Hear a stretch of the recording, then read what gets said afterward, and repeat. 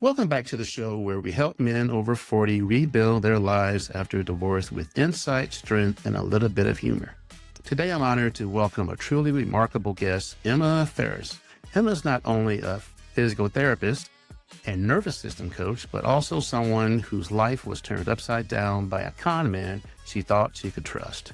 She turned her heartbreak into a powerful story of resilience and a mission to educate others. Emma co-hosts the hit true crime podcast, Conning the Con, where she and her sister, along with clinical psychologist Dr. Sophie Meir, unravel the psychology of deceit and trauma recovery, which is part of divorce recovery too.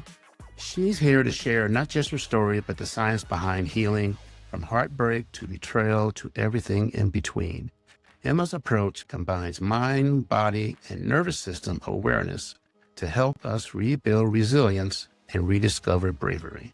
Get ready for a conversation that's raw, insightful, and packed with tools you can use immediately. Welcome to the show, Emma. Thanks, David. It's very exciting to be on here from all the way from New Zealand. All right. Tell by my accent. So tell us a bit about yourself. Originally a physiotherapist, so trained 20 plus years ago. So connect with you on the fact that you're a dentist. And I still love working with people around the world, coaching now instead of the traditional lens of you say, physical therapy in America. And I now work with people to help them shift the way that they deal with stress coming from a nervous system lens or a background, helping them build a toolbox or a handbag, depending on which way you want to look at it, to resource yourself with the ways that you can deal with life's big moments, whether they are being conned, whether they are grief, illness, divorce, and I've got my own divorce story, and learning to navigate through those tough moments, which I don't think we're given a rule book for. So I'm a divorcee, a survivor, a mum, and all the things. And the way that I look at life, I think, is part of the way that we can also shift that response and take our own internal responsibility. I think that hopefully will be powerful for the men and others that are listening today. How does the nervous system help, or how does the nervous system regulate resilience? How does that play a part with each other? It's a really good question. I'm going to kind of pull it back to the way that our survival intelligence is always working. So when we're talking about the nervous system, we're actually trying to look at the way that our brain and our body is interacting. And there's a part of it called the autonomic nervous system, which is perceiving what's happening around us all the time without us knowing. They call it neuroception. So it's looking for threat. So what we're really looking at for people is our nervous system is going to be triggered if we are moving from safety into threat mode. Okay. So an example of that could be going through a divorce. It's a pretty big one, but you have little micro moments before that will add up to being when you end up triggering it to that stress response. And the nervous system is designed to be able to come back into a regulated state. However, the way that we work in our modern day lives, we can end up filling up our psychological stress bucket, our emotional stress bucket, and our physical stress buckets. And if we don't learn how to tip them out, then that nervous system, which is not really dealing with this whole frontal lobe part or the way that we're actually responding to things, is going straight to our body's response. So the biggest thing for me is it's actually an automatic thing before we've cognitively come up and dealt with it. When we look at resilience, that's understanding what's on that loop. So on that loop is our heart, our lungs, our digestion, our immune response, all the things that are involved when we are trying to get out of danger. We're trying to protect ourselves. And if we don't look to the ways that we can nurture that system, then our nervous system's bandwidth or tolerance gets shortened and we're a little bit less pliable or able to deal with those tough moments. So the short answer is we are on automatic mode all the time. And when we begin to make conscious awareness, which I think is what you've been talking about in this podcast around noticing how you're responding when emotions come up, and it can be different for men and for women how they do respond to stress. But when you begin to circuit break and catch yourself, you can actually understand which stage in your nervous system you're at. Are you in the blue stage, as I call it, the immobilization shutdown for depression, or are you in that red stage, that mobilization, that flight or fight, which you kind of talked about with that anger when you were going through your divorce? And we want to get to, and I think the key part is for future relationships, whether it's in work, whether it's your family, whether it's your friends, is the green state, which is the social engagement state. And this is all happening behind the scenes. Okay. So for me, it's around stopping and understanding what that means in the first place. How am I behaving? And actually, what was I programmed to in my childhood? So how we respond now as adults is all around how we're conditioned through our whole lives. So building resilience isn't around just pushing through, being braver and just white knuckling it into adversity. It's around actually understanding how our brain and body respond and how you can build that over time in the right way. So you talk about the body whispering before it screams, which is kind of cool. Can you share what signals your body gave you that you had ignored at the time? What are some of those things? So probably an example of that would have been in divorce.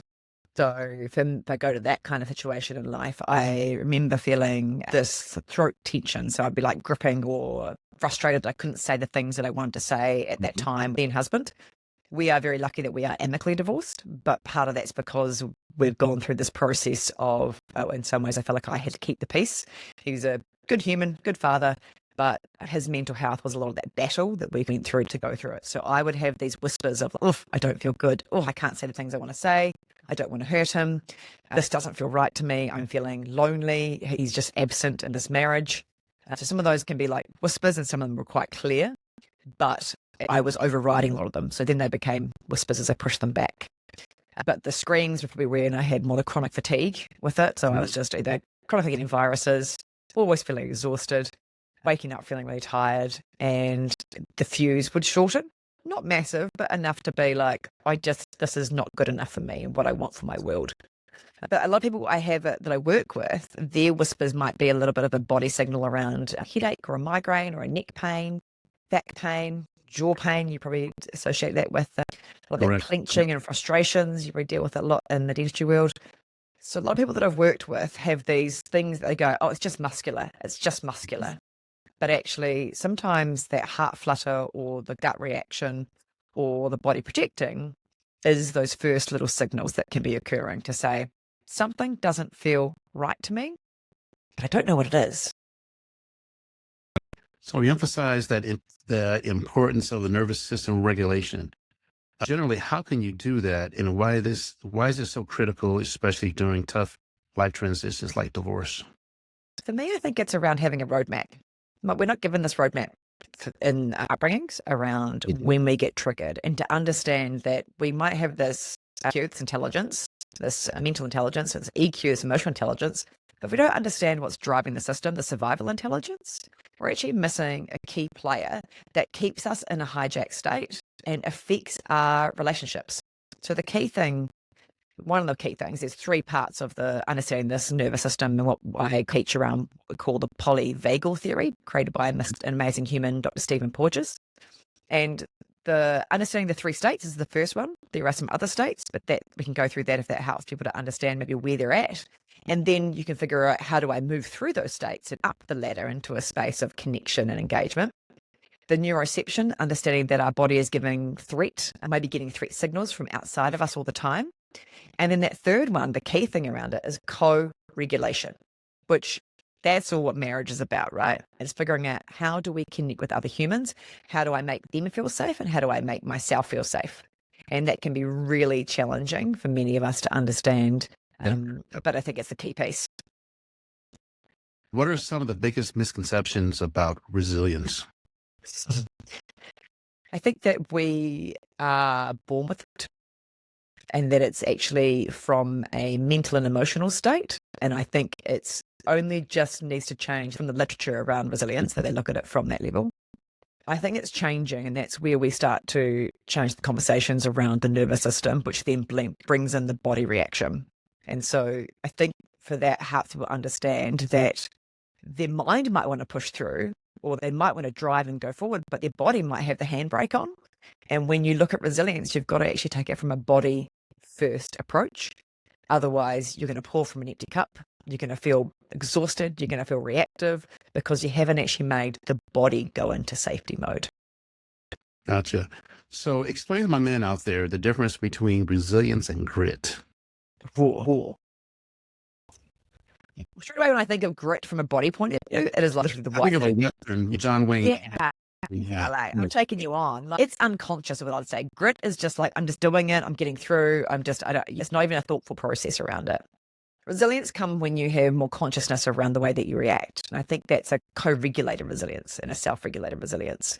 And that consciousness helps you to make a decision from a place that's going to serve you, not take away from you. And explain the difference, which I tried to figure out. What's the difference between a dysregulated nervous system and a regulated nervous system? From a point of view of the polyvagal theory, it's around what state you're in. So if you're looking at it from that green state is the most regulated. When we are in a relationship, like this conversation today for me feels very much a green state because you made me so welcome when I first started here. You were smiling as we're talking. That's a regulated state. So my body goes, this is going to be safe, even though it can be a bit nerve-wracking coming onto a podcast and speaking. Dysregulated states are around the way that the brain and the body is responding together. And often people don't realize that they're actually already in it. So symptoms, or I guess the road markers, the road signs of being in dysregulation can be the not sleeping as a big one. And people just assume that's the normal, but that's a sign that your body's not safe enough to go into that restful deep sleep. That something's maybe triggered it in the first place to get there. Other signs of dysregulated state can be the neck, the back pain, the way the body is hyperactive and protecting. Panic, anxiety disorders, those are all telling me that the nervous system is not feeling safe and that it's not been able to move into an area where it can breathe calmly and be relaxed and feel assured in what's happening around them. So those are some examples of that dysregulation. And if we zoom out of what's happening in the world, we can get triggered in so many ways. It can be from the news, it can be from our relationships, it can be from the things that we're absorbing in our workplaces, pressure and demands that are happening external, as well as the internal demands, which can be enough to dysregulate us and keep us in this sympathetic state, which is the flight-fight state, that red zone. And when people go, oh, actually, do you know what? I'm actually probably constantly in that state. That's just the way that I operate. Because you can't feel the difference between the other states, that's why you don't have the language around going, oh, I don't know how to get to that green state. I don't know what that even looks like to me. So divorce and heartbreak can feel like personal failures. So how can someone shift their mindset to see these events as opportunities for growth? How can you flip the switch? That's from a mind piece straight away, right? Mindset's around mind pieces. And I think that's an important part. But from the first part, I would still go to the body and look at how do you make yourself feel safe so you can process what's happening. So that can be around what tools can you use to regulate. And breathwork's a big part of that. People do a lot of that these days and can understand why it feels good to actually shift that nervous system. Exercise is a really good way of actually, again, being able to expend that energy, which might be coming up from the anger or the immobilization. But the things that are so important when we go through that divorce state is that you actually need to be able to process what the experience is. And so you can't always just do that from a head state. You've got to be able to create safety in the body and in communities, like I think you talked about with me briefly offline around how you went and searched communities to help you navigate the healing process for you. So finding ways that you can actually be supported is one of the simple ways of going, I've got to actually find safety before I shift the mindset. So actually the mindset was, I can't do this alone. That's really powerful to me. I can't do this divorce piece alone. I've got to find a tribe that makes me feel safe, whatever way that looks like, whether it's in person, whether it's online, whether it's in family or friends. That'll even slowly move you to that co-regulated state. Okay. One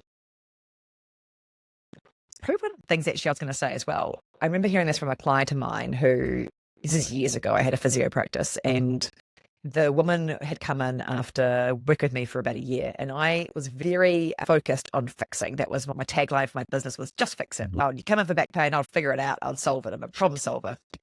She came back in after this 6 months and a year of having this sort of back pain. I was like, why is it still not sorted? And then she came back in, she's like, back pain's gone away. It's like, done. What have you done without me? She goes, I've left my husband. And I remember being like, what?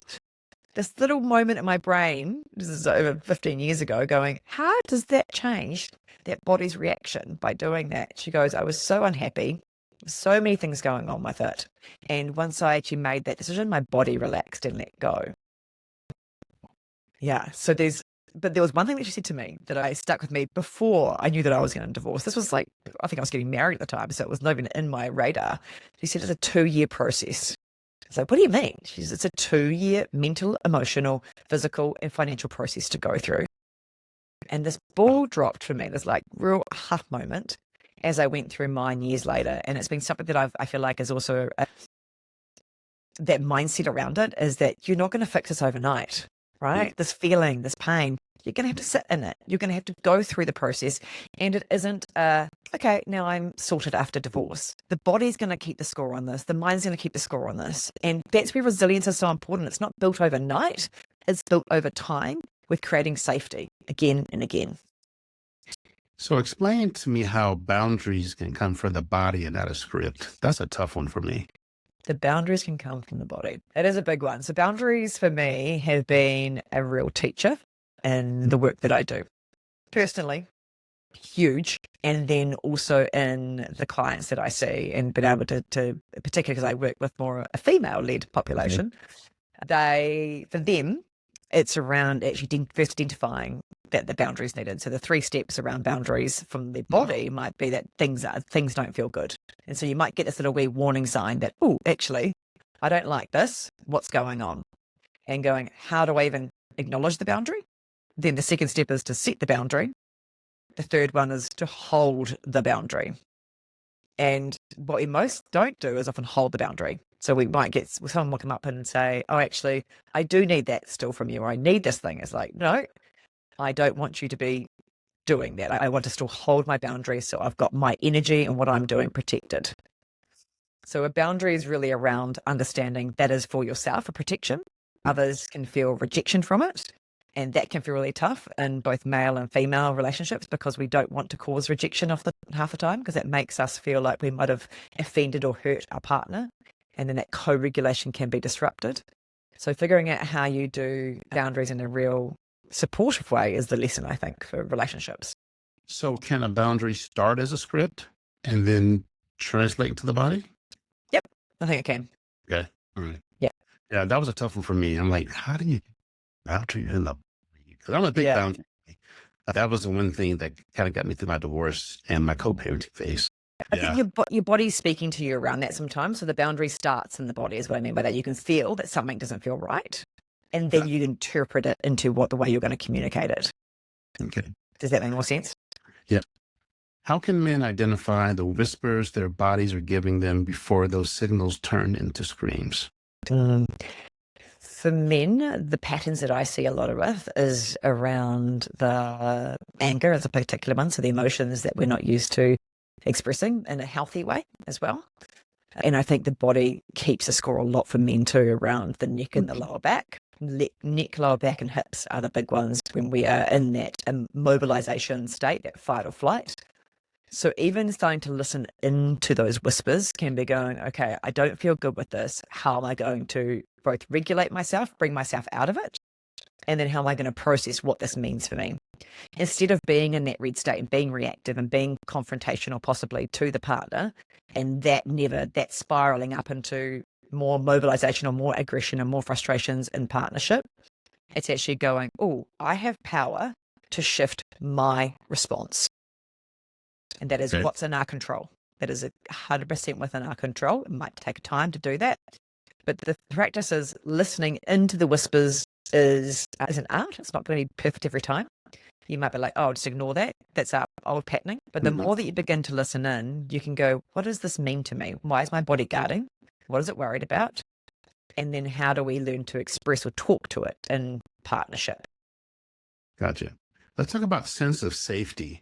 How does that play into resilience? It's a huge part. So that sense of safety with partnership is massive. If we're looking at it from the nervous system part, like I said, we are always scanning, we are always reading what's happening in the room.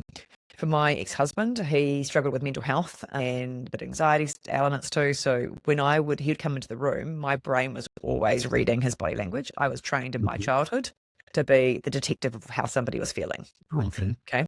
And this is what's happening in the females' minds as well. We're more sensitive around what's happening with your body, facial expressions, and your body language, because biologically we had to be aware of threat. more than men did in that state. We are more sensitive, and science is showing this, around facial expressions of what's going on. So I'd have my ex come in from the day of work. I'd been working too, and I'd be just scanning, managing kids, and this is all happening subconsciously in many ways. And his face would be like either not sad, but just switched off, just not engaging, no eye contact, just body shut down. And that to me was in that blue state, that dorsal state. But I was still going, this isn't right. Something's not right here. Something's threatening. I don't know what's going on. Not threatening to me, but something doesn't feel right. So we are constantly scanning. So for women, we're particularly looking for, am I safe with this partner? So even your reactivity, if your chest is up, if you're tightening, if you're frowning at me, we will be recoiling and not knowing if that's okay. Okay, what does this mean to me? Because biologically, generations before, that was actually programmed that could be physical abuse and danger. Okay, and if that happened, there's a big sliding scale of what the outcomes could be. So when you stop and see that, it's actually an understanding is, okay, I've got an opportunity to, first of all, regulate myself before I go into partnership. And that's where if the audience can see that, and people that are listening today, is it's not about putting a mask on. It's going, actually, how am I going to tip out my stress buckets and make myself into a better state so then I can go and connect with this human, which is going to shift their safety response back into the right frame of mind and the right zone, so we can actually have the right conversations that move us forward, not apart. I got a good question for you. I just thought about this. So how does a person that go from 2 to 1, divorce 2 people to 1, how does the regulation transform from 2 to 1?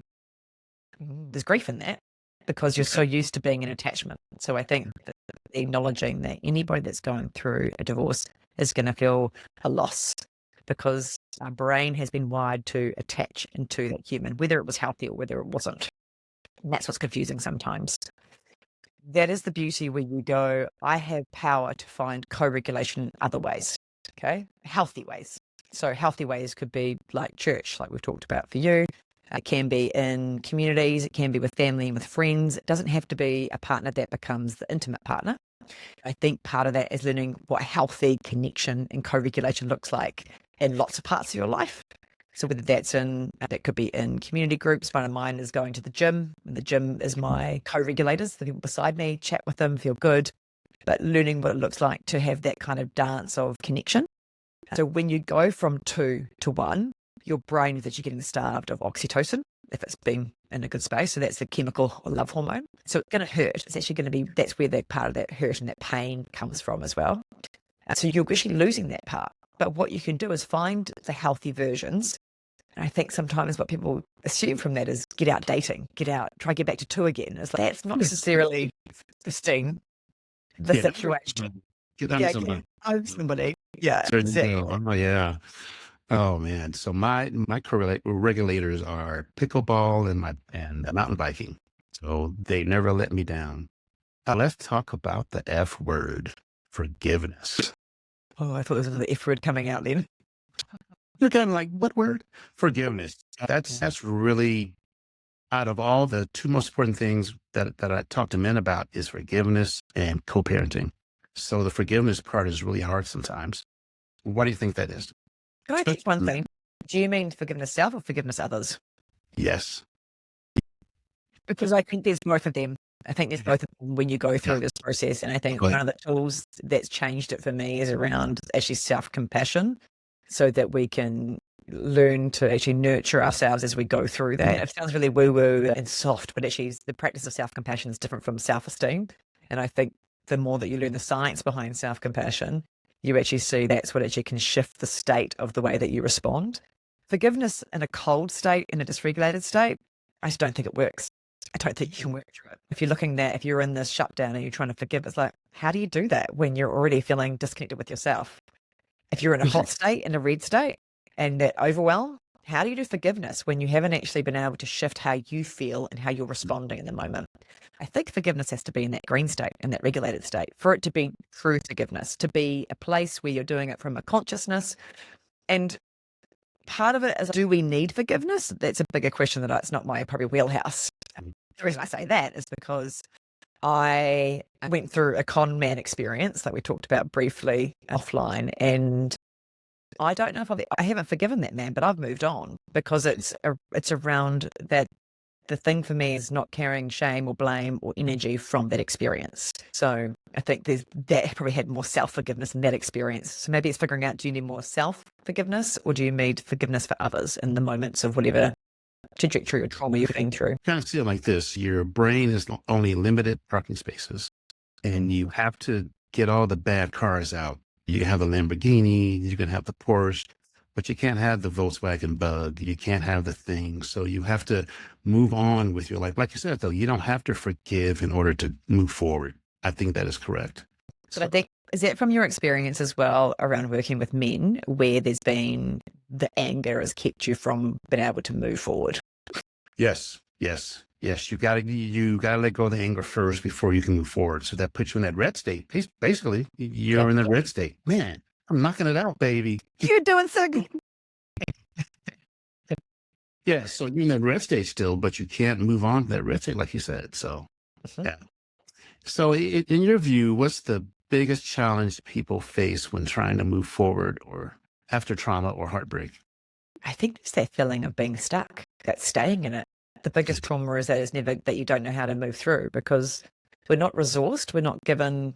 I live in New Zealand, so we're probably similar to you guys over in the States. We're not really given the toolbox around how do we deal with separation and divorce. There's a few courses here and there, but we're not programmed in society. It's actually shunned in society. It was a really big deal for me to go and choose myself to actually step through marriage in a different way. And to even though we navigate it in a beautiful way, I didn't have a toolbox.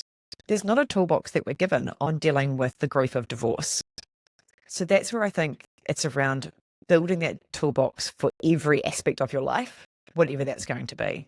And knowing that if you have those moments of crisis, whatever it's illness, whether it's a loss of a job, whether it's the divorce and the emotional relationship breakup, then we have to empower ourselves to actually find the ways that we navigate it in a different way. And you probably found that from going through your own experience. What you learned from those moments of hardship and heartache is what actually builds the resilience for the long term. I tell you what, the best way to heal, start a podcast. To be fair, that kind of worked for me with the Kind the Con story. Yeah, let's start a podcast. And there's so many subjects that we talk about or I talk about, but it's very interesting. What can listeners start if they want to learn more about the nervous system regulation and trauma recovery? Where can they find you? Where can they find you? Okay. Where they can find me is my business is called The Breath Effect. So the pillar has always been around using breathing tools to shift the nervous system state. But that's the tool. It's not always the education around it first. So I'm sharing a lot more now around the way that you can move through that nervous system ladder and actually identify when you're in that blue state, when you're in that red state, when you're in that green state. So best way to work with me or reach out to me is via social media or Instagram and to learn more around the tools you can use. But I think what I want people to understand is there are multiple tools out there and it's around figuring out what works for them in that way. So for me, if you can map out when your body is in these different states, you can then understand how to move through them. And that's what you were saying there with the pickleball and the mountain biking. They're your ways of how you shift your state, right? Some with others. So pickleball, usually playing with somebody else, and mountain biking might be solo, it might be with a group. But looking for the ways that you can shift that state is actually around consciousness around those patterns. And everyone's got different ways, whether it's yoga, exercise, cooking. There is so many different ways that you can be creative. So many things, yeah. So many things.